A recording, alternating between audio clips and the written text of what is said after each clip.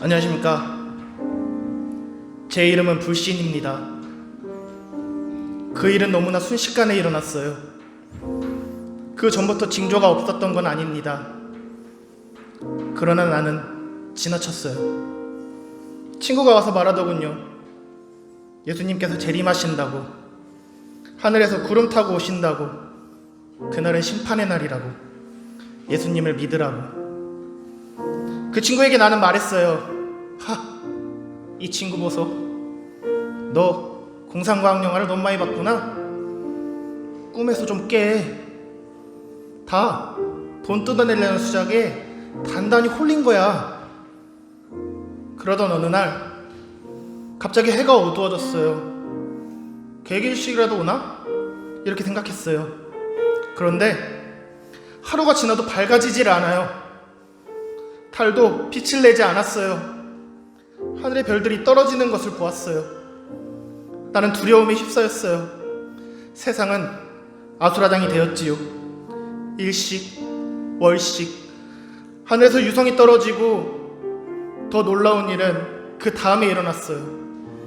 상상도 할 수 없는 엄청난 나팔 소리가 들린 겁니다. 온 우주를 울려대는 천상의 악기 소리, 온 지구상의 모든 폭포를 합친 것보다 더 우렁찬 소리가 울려 퍼지기를 주 예수 그리스도께서 재림하신다. 모든 카메라가 공중을 향하고 있을 때 백마를 타신 예수님께서 하늘의 군대와 함께 강림하셨습니다. 수많은 사람들이 알 수 없는 힘에 공중으로 들림을 받았는데 그들의 모습이 천사처럼 변했어요. 너무나 황홀한 광경 속에 찬송이 울려 퍼졌습니다. 그런데 나는 이 땅에 남겨졌습니다. 너무나 아름다운 천상의 광경에 우리도 데려가 달라고 소리를 질렀지만 이미 때는 늦었습니다. 그리고 여러분들이 보시다시피 지금 나는 불구덩이 속에서 끔찍한 고통을 당하고 있습니다. 우리는 후회합니다. 그때 예수님 믿을 걸, 그때 받아들일 걸, 그때 교회 갈 걸. 그러나 너무 늦어버렸습니다. 여러분, 예수님은 반드시 재림하십니다. 그때가 가까워졌다는 걸 꼭 기억하시기 바랍니다.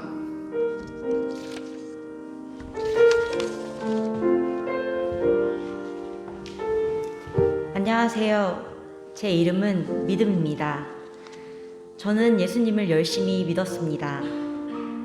어느 날 교회에서 예배하는데 목사님이 예수님의 재림을 준비하며 살라고 하셨습니다. 믿어지기는 하였지만 그렇게 강하게 와닿진 않았습니다. 내가 살아있는 동안에는 오시지 않을 것 같았고 지금 사는 것이 재미있어 오셔도 인생의 즐거움을 다 맛본 후에 오셨으면 좋겠다고 생각했습니다. 그런데 목사님이 설교하신 재림의 징조가 서서히 나타난 것을 보았습니다. 전쟁의 소문이 끊이진 않았고 기근으로 3분의 1이 배고픈 채로 잠이 들었고 아시아에서만 굶주리고 있는 사람이 7억 명, 당장 구제하지 않으면 곧 죽을 사람들이 3억 명이라는 글을 읽었습니다. 지진, 바이러스의 창궐, 지구촌을 휘몰아치는 코로나 바이러스, 징조는 조금만 신경 쓰면 다 알 수 있었습니다. 사람들은 참지를 못하고 서로 미워하고 죽이는 일을 다반사로 하기 시작하였습니다. 사랑이 식어지고 교회 안에서도 냉랭함이 감지되고 목사님이 재림을 설교하실 때에도 그 상황들이 그대로 재현되었습니다. 가짜 그리스도들이 너무나도 많아지고 전도를 해도 사람들은 받아들이지 않았습니다. 내 친구 불신에게 아무리 전도를 해도 꿈 깨라고만 합니다. 그러던 어느 날 해가 어두워지고 달이 빛을 내지 않고 별들이 하늘에서 떨어지던 그날 정말로 예수님께서 천사들의 나팔 소리와 함께 구름을 타고 오신 것입니다. 온 세상을 울리는 나팔 소리가 들리더니 하늘의 별처럼 많은 천사들이 비처럼 지상으로 내려왔습니다. 천사 하나가 저에게 와서 손을 내밀고 그 손을 잡고 하늘로 올라가는데 그 순간 제 몸이 완전히 변화되었습니다. 찬란한 빛이 나기 시작했고 모든 지식과 지혜가 열리고 전혀 다른 사람이 되었습니다. 예수를 믿지 않은 수많은 사람들이 통곡을 하고 있는데 저만치에 내 친구 불신이가 울며 저에게 전화를 하는 모습이 보였습니다. 그때 믿었더라면 갈릴리가 낳은 두 배우한테 박수 한번 주시죠.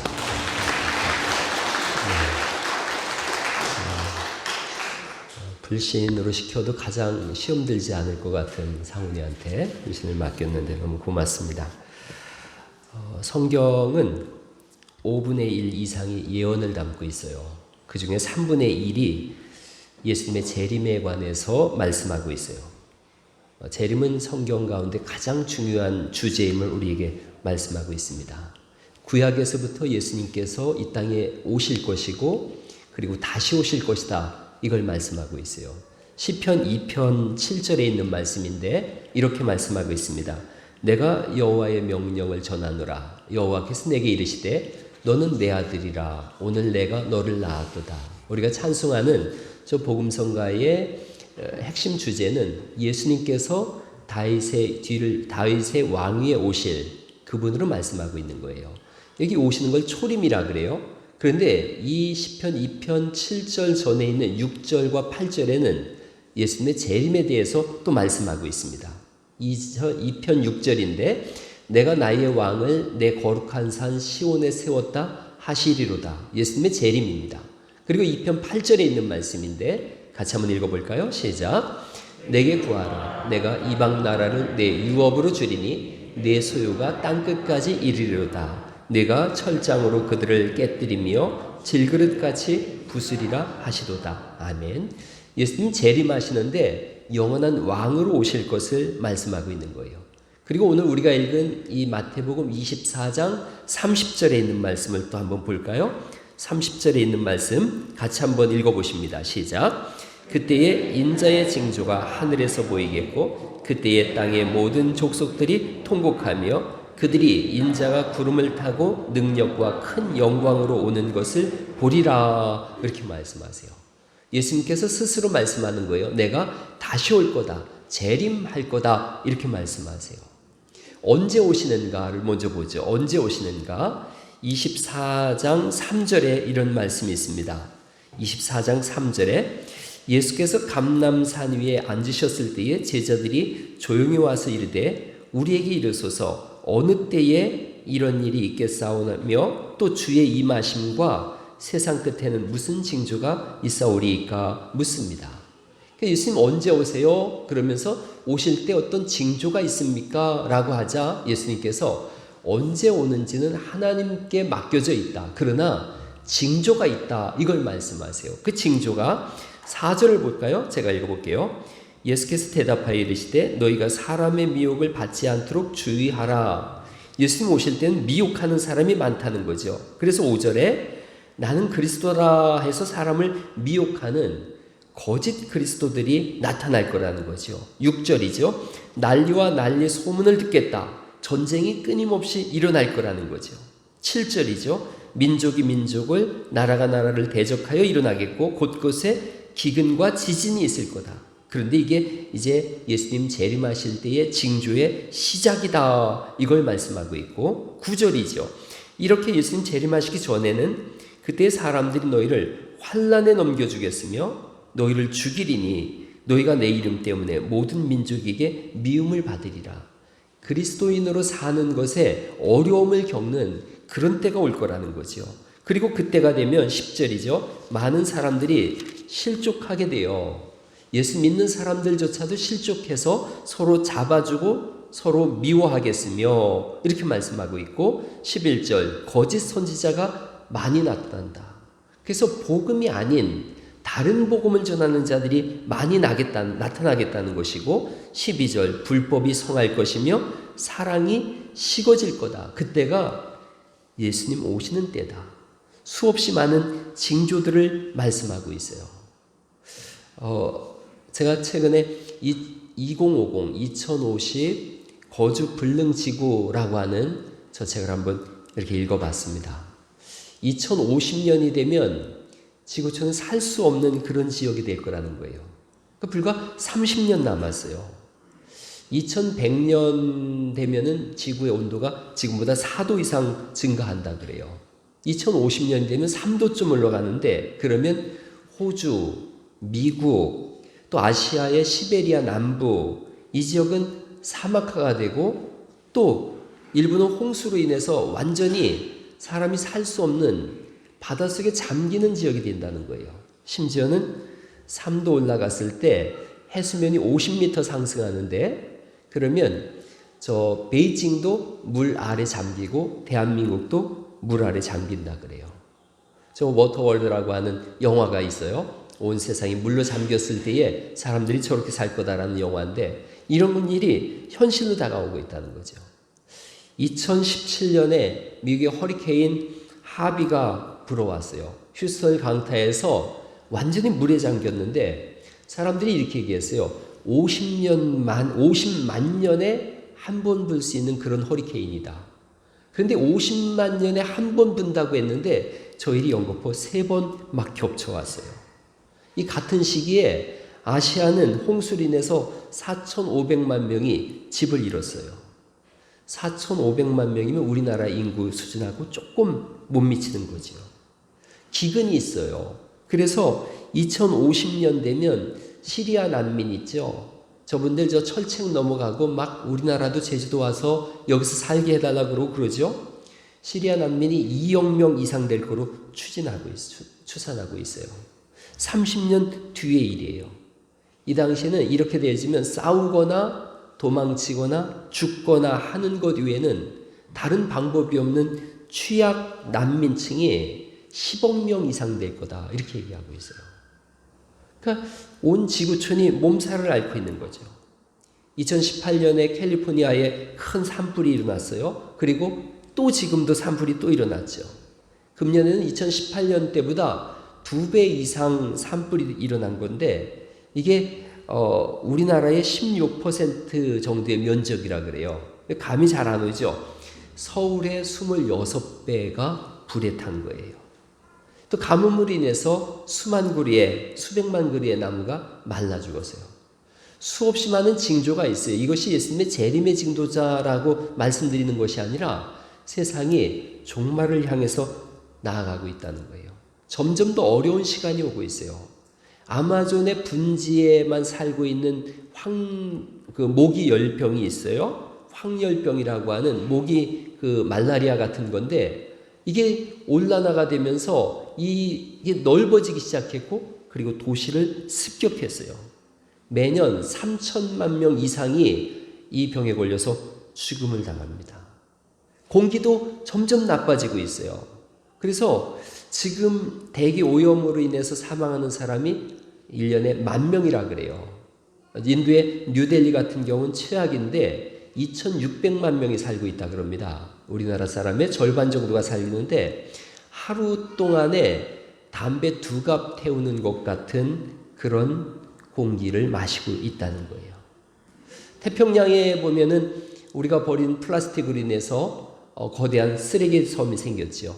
저게 텍사스, 미국에서 가장 큰 주 중에 하나인데, 텍사스의 2배 정도 되는 미세 플라스틱이 저렇게 섬을 이루고 떠다니고 있어요. 존재를 알지도 못했던 수없이 많은 박테리아들이 출현하고 있어요. 모기, 진드기, 벼룩 급속도로 퍼져나가고 있고, 미국에는 겨울 진드기가 얼마나 창궐했는지 무스라고 하는 그 동물이 있어요. 저거예요. 무스가 죽어서 보니까 진드기 9만 마리가 달려들어가지고 피를 빨아먹어가지고 피가 없어서 죽은 거예요. 저 몸에 이렇게 회색빛이 도는 것은 하도 가려우니까 바위에 긁어가지고 살가죽이 다 벗겨진 거예요. 지구상에는 아직 발견되지 않은 바이러스가 100만 종 이상이 있다 그래요. 인간 몸에 서식하는 박테리아 중에 99%는 학계에 알려지지도 않았다 그럽니다. 이런 것들이 어떤 기후변화나 어떤 상황을 만나면 변이를 일으키는 거예요. 그래서 이렇게 어려워지면 어떤 일이 일어나는가? 개인의 분노와 폭력으로 이것이 나아가게 되어지고, 그리고 결국은 국가 간의 전쟁이 발발하게 되어진다는 거죠. 세기 말로 나아가고 있는 거예요. 이 지금의 세대를 홀로세라 그래요. 인류세라 그래요. 인류세. 인간이 지배함으로 인해서 세상이 엉망이 됐다는 거죠. 24장 10절 말씀을 한번 보실까요? 24장 10절에 이렇게 되어 있어요. 그때 많은 사람이 실족하게 되어 서로 잡아주고 서로 미워하겠으며, 이렇게 써 있어요. 여러분, 플라스틱 좀 덜 쓰자 그러고 화석연료 줄이자 그런 얘기를 많이 해요. 그런데 안 줄여요. 여전히 플라스틱 써요. 인간은 죽는다, 이렇게 하면 다 죽는다 그러는데도 아니라는 거예요. 인간의 욕망과 욕심은 얼마나 엄청나냐면, 다 죽는다는 말을 들으면서도 그걸 쓰고 부족하면 다른 나라를 침략해서 그 사람을 죽이고 그걸 뺏어 쓰는 게 인간이에요. 끊임없이 분출하고 욕망하고 쓰고, 그리고 부족하면 죽이고 뺏는 거예요. 이게 인간이 이뤄낸 거예요. 아까 우리 장로님 기도할 때 인간의 지식, 이런 것들이 점점 더 좋은 유토피아를 만들 거라고 생각했는데, 그런 지식과 문명과 문화와 과학들이 오히려 더 많은 인간을 한순간에 죽이는, 그렇게 변질되어지고 바뀌어졌어요. 시스템이 붕괴되어지고 파탄 국가가 늘어나고 있고, 지구촌은 2050년이 되면 생지옥이 될 거라는 거예요. 여러분, 그런데 그러한 때가 바로 예수님이 오시는 때예요. 역사의 흐름을 볼 때 지금은 가장 위험한 시기를 우리가 살아가고 있다.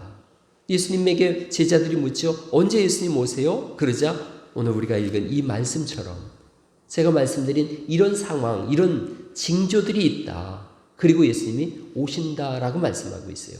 이 징조는 우주적인 징조일 수도 있습니다. 지구적인 징조일 수도 있지만 개인적인 징조일 수도 있어요. 점점 인간이 악해져 가고 내 심성이 교만과 이기심과 그리고 악함으로 자꾸 나아가는, 그때가 개인적인 인간의 종말이 올 때인 것이고, 지구촌이 그런다면 우주적인 종말이 오는 그런 징조다, 사인이다, 이렇게 성경은 말씀하고 있어요. 그 예수님 어떻게 오시는가에 대해서는 24장 27절에 기록되어져 있어요. 24장 27절 말씀 같이 한번 읽어볼까요? 시작.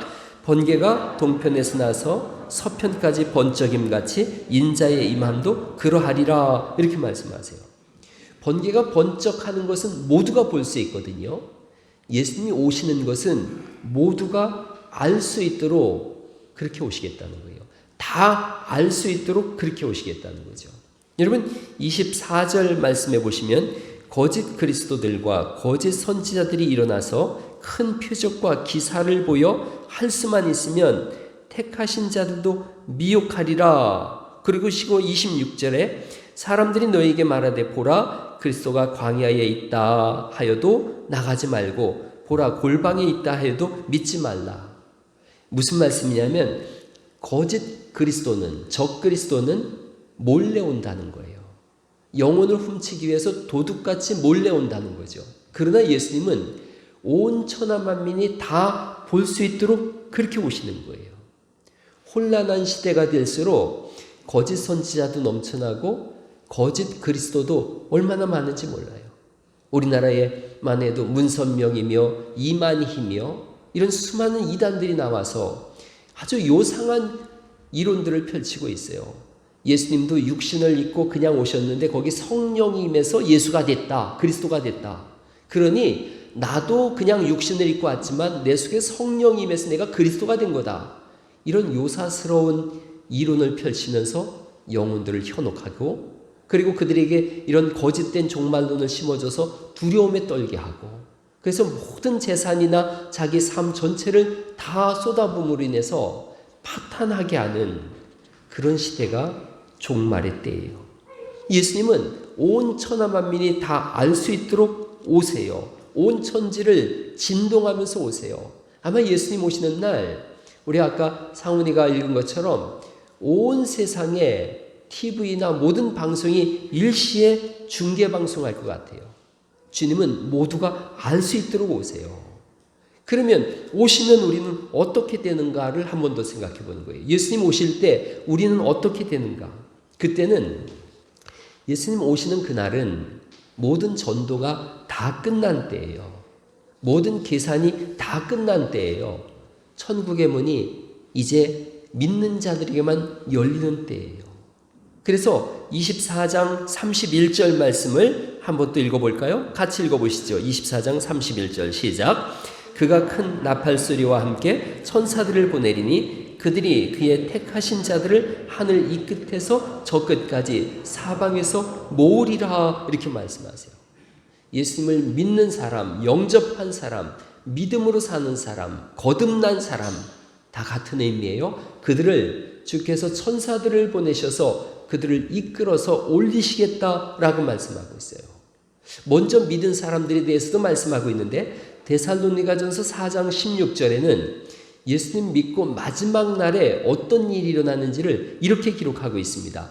주께서 호령과 천사장의 소리와 함께 하나님의 나팔 소리로 친히 하늘로부터 강림하시리니 재림하시는 거예요. 그러자 그리스도 안에서 죽은 자들이 먼저 일어나고 그 후에 우리 살아남은 자들도 그들과 함께 구름 속으로 끌어올려 공중에서 주를 영접하게 하시리니 그리하여 우리가 항상 주와 함께 있으리라. 할렐루야. 초자연적인 힘에 의해서 끌어올려지는 거예요. 그리고 이렇게 끌어올려지는 순간 새로운 변화가 일어납니다. 우리 몸의 새로운 변화에 대해서는 고린도전서 15장 51절부터 말씀하고 있어요. 내가 이제 한 가지 비밀을 말하겠습니다. 제가 현대인의 성경으로 바꿔봤어요. 그것은 우리가 죽지 않고 모두 변화된다는 것입니다. 52절 말씀 같이 읽어볼까요? 시작. 마지막 나팔 소리가 울릴 때 눈 깜짝할 사이에 죽은 사람들이 썩지 않을 사람으로 다시 살아날 것이며 우리 모두는 변화될 것입니다. 그날에 여러분 변화된 사람으로 하나님 앞에 설 수 있기를 간절히 바랍니다. 이렇게 말씀드렸어요. 언제 오시는가라는 부분에 있어서는 징조 후에 오신다라고 말씀하고 있고 어떻게 오시는가라는 것은 모두가 알 수 있도록 오신다. 오시면 우리는 어떻게 되는가? 새로운 몸으로 영생한다라고 오늘 우리가 읽은 마태복음 24장은 기록하고 있는 거예요. 그러면 어떻게 살아야 하는 거예요? 살아야 하는가 하는 거예요. 우리 그리스도인들, 예수님을 믿지 않는 사람들이 아닌 예수님을 믿는 여러분 어떻게 살아야 하는가? 전 두 가지 생각해 봤어요. 오늘부터 내가 예수님을 믿는다면 다르게 살아야 된다는 거예요. 어제와 다른 삶을 살아야 돼요. 그리스도인은 끊임없이 매일같이 다르게 살아가야 돼요. 우리를 개신교라 그래요. 이건 개혁교회란 뜻이에요. 개혁교회는 날마다 개혁되어지는 교회다 이런 개념을 가지고 있어요. 우리가 교회잖아요. 우리는 날마다 다른 삶을 살아야 돼요. 날마다 다르게 사는 거예요. 어제 내가 죄악된 삶을 살았다면 오늘 벗어난 삶을 사는 것이고 의로운 삶을 사는 것이고 하나님의 일을 이뤄가면서 사는 거예요. 베드로전서 4장 7절에 다르게 사는 삶에 대해서 이렇게 써놨어요. 세상의 마지막이 가까웠으니 즉 예수님 재림이 가까웠으니 정신을 차리고 자제하여 기도하십시오. 무엇보다도 열심으로 서로 사랑하십시오. 사랑은 많은 죄를 덮어줍니다. 불평하지 말고 서로 대접하십시오. 여러분이 각자 받은 은혜의 선물이 무엇이든지 간에 하나님의 여러 가지 은혜를 맡은 선한 관리인답게 서로 섬기는데 그것을 사용하십시오. 사랑하고 섬기는 삶으로 나아가라는 거예요. 따뜻한 사람으로, 베푸는 사람으로, 포용하고 이해하는 사람으로 심성의 변화를 가져오라는 거예요. 마음의 변화가 있어야 된다는 거예요. 그리고 에베소서 4장 22절 말씀부터 보면은 그리스도인의 새로운 삶이라고 표제를 아예 적어놨어요. 그리스도인의 새로운 삶이 어떤 삶인가? 옛날의 생활 방식, 곧 거짓된 욕망으로 부패해가는 옛사람을 어떻게 하라고요? 벗어버리라는 거예요. 마음과 정신이 새롭게 되어 하나님의 모습대로 의와 진리의 거룩함으로 창조된 새 사람을 입으라는 거예요. 새 사람 되라, 새 사람 입으라. 그러므로 라고 되어 있는데 25절 26절을 같이 읽어보죠. 시작. 그러므로 여러분은 거짓을 버리고 각자 자기 이웃에게 진실을 말하십시오. 화가 나더라도 죄를 짓지 말고 해가 지기 전에 화를 푸십시오. 29절 말씀 또 읽어보시겠어요? 29절 시작. 더러운 말은 입 밖에도 내지 말고 귀에 있는 대로 남에게 도움이 되는 유익한 말을 하십시오. 악독과 격정과 분노와 말다툼과 비방과 모든 악의를 버리고 서로 친절하게 대하고 불쌍히 여기며 하나님이 그리스도 안에서 여러분을 용서하신 것 같이 서로 용서하십시오. 친절히 대하고 그리고 불쌍히 여기고 용서하라. 사랑으로 대하라. 여러분 성령의 9가지 열매가 있어요. 사랑, 희락, 화평, 오래 참음, 자비, 양선, 충성, 온유, 절제 9가지 열매인데 이것은 사실은 사랑이라고 하는 이 열매의 다른 모습이에요. 사랑이 어떤 땐 온유로 나가고 사랑이 어떤 땐 절제로 나가고 사랑이 어떤 때는 오래 참음으로 나가고 겸손으로 나가고 이런 거예요. 긍휼히 여기는 것 사랑의 마음이에요. 주님이 우리에게 말씀하는 거예요. 마지막 때가 될수록 더 열심히 사랑하라는 거예요. 그리고 그리스도인답게 살아가라는 거죠. 미국이라고 하는 나라를 보면 얼마나 개인주의가 팽배한지 몰라요. 폭동이 일어났을 때 여러분 기가 막힌 장면 봤죠? 저 슈퍼를 아버지와 아들이 함께 들어가서 물건을 들고 유유히 나와요. 그게 저 나라예요. 여러분 우리나라는 상당히 그에 보면 민도가 높아요. 광주 사태가 일어났을 때 광주 민주화 항쟁이 일어났을 때 한 가게도 털린 적이 없대요. 평화적인 운동이었어요. 항쟁이었어요. 얼마 전에 지난 10월 20일 날 서대문 아파트에서 부부싸움한 거예요. 남편이 화가 나니까 5만 원짜리 120장을 뿌렸어요. 600만 원인데 한 장만 못 찾고 다 찾았어요. 그래가지고 주인한테 돌려줬어요. 나는 이런 걸 볼 때 얼마나 대한민국 사람이라는 게 자긍심이 생기는지 몰라요. 할렐루야. 진짜 대단한 사람들 아닙니까? 저쪽에 그 남미를 여행하는 사람들은 가방에 체인을 가지고 다녀요. 그래서 그 커피숍에서 차를 마실 때 그 체인을 탁자에다가 열쇠에다 묶어놓고 마십니다. 안 그러면 들고 도망가요. 제가 아르헨티나에 갔는데 아내랑 이렇게 걸어가고 있는데 뒤에서 염색약을 확 뿌린 거예요, 등에다가. 그래서 당황해서 돌아보고 하는데 여자분이 와가지고 내 카메라 가방을 강탈해 갔어요. 따라가려고 그랬는데 저 앞에서 어떤 남자가 가슴에 탁 이러고 있는 거예요. 여기 뭐 들었다는 거예요, 지금. 따라가면 쏜다는 거예요. 7년 전에 눈 뜨고 강탈당했어요. 그래서 제가 그 얘기했더니 그런 얘기 하더라고요. 그건 아무것도 아니라고. 어떤 사람이 우리나라 사람인데 차를 이렇게 딱 탔대요. 그랬더니 문 두드리더래요.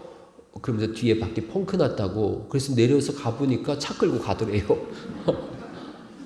이런 날. 근데 우리나라는 전혀 달라요. 제가 남미에 갔는데 그 선교사님을 만났는데 밤에 들어갈 때 와이퍼를 빼가지고 들어가는 거예요. 8년 전에. 왜 그렇게 하냐 그랬더니 그냥 두면 다 빼간다는 거예요. 우리나라는 상당히 민도가 높은 나라예요. 여러분 근데 이게 다르게 사는 거예요. 뭐 떨어져 있어도 주인이 알아서 주워가겠지 이러고는 거죠. 예수님이 내일 오신다면 어떻게 할까? 오늘 생각해 보는 거예요. 여러분 만약에 예수님이 우리 예배 끝나고 1시간 뒤에 오신다 그러면 그게 정확하다 그러면 어떻게 하겠어요? 전화하겠죠.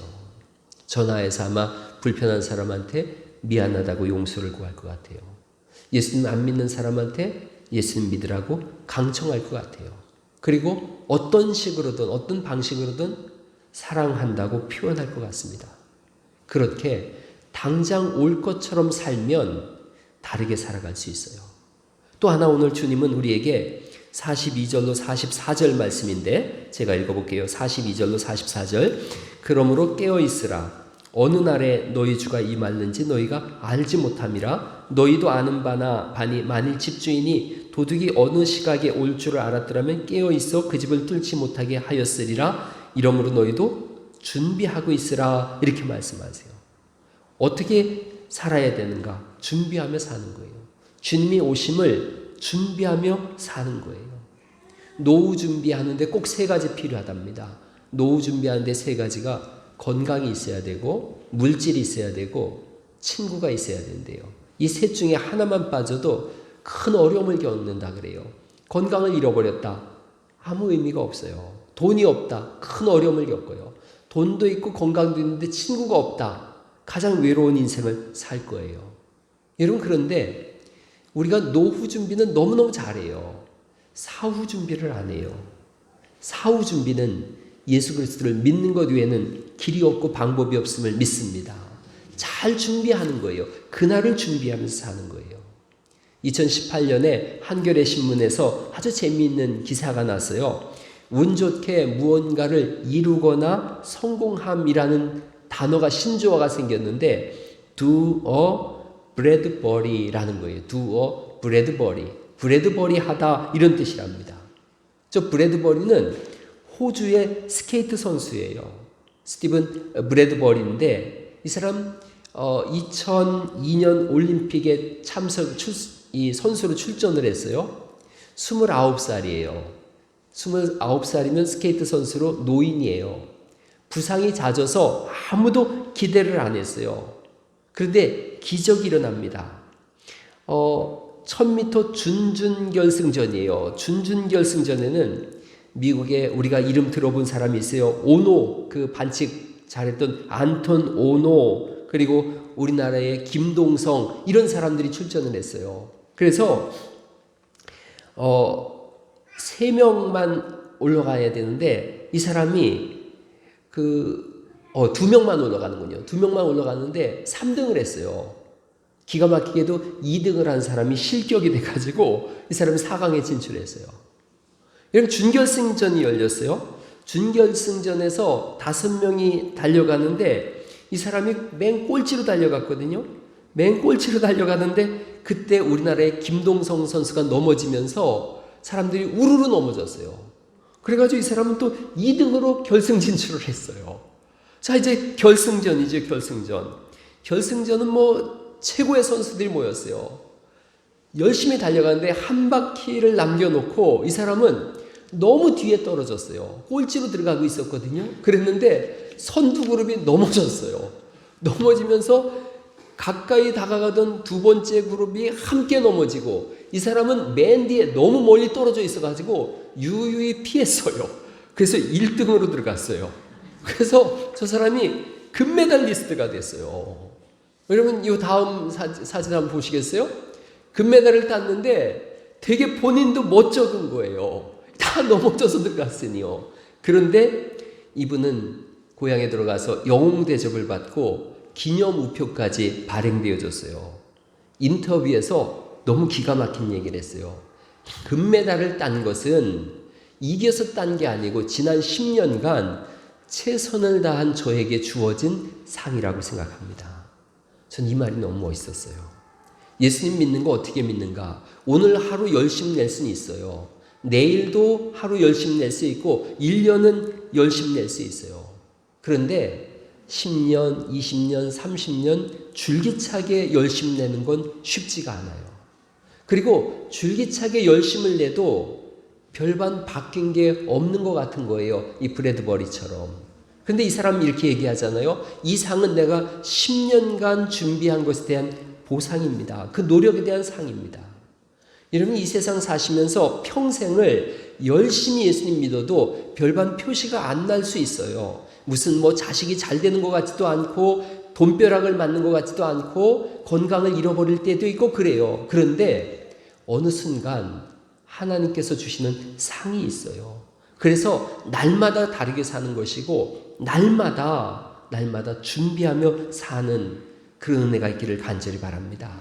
아침에 뉴스 들어보니까 삼성의 이건희 회장이 오늘 아침 죽었더라고요. 78살이에요. 그런 생각이 들었어요. 죽음은 누구에게나 공평해요. 부자든 빈자든 식자든 무식자든 죽음은 누구에게 공평해요. 또 한번 생각해 보세요. 우리는 엄마가 출산하면서 이 지구에 도착했어요. 그런데 죽음과 함께 새로운 출산이 일어나는 거예요. 죽는 건 이 지구가 우리를 출산하는 거예요. 그 출산이 어떤 사람은 지옥에서 출산되어지기도 하고 어떤 사람은 영원한 천국에서 출산되기도 해요. 그 누가 산모가 되어지는가? 세상이 산모가 되어지면 영원한 지옥이에요. 그리스도 예수님이 산모가 되어지면 영원한 하나님 나라가 되는 줄 믿습니다. 그래서 우리는 다르게 살아야 되고 준비하며 살아야 됩니다. 주님이 오고 계세요. 언제 오실지는 아무도 모르지만 분명한 것은 지금 오고 계신다는 거예요. 그분은 2000년 전에 어린아이로 오시는 분이 아니에요.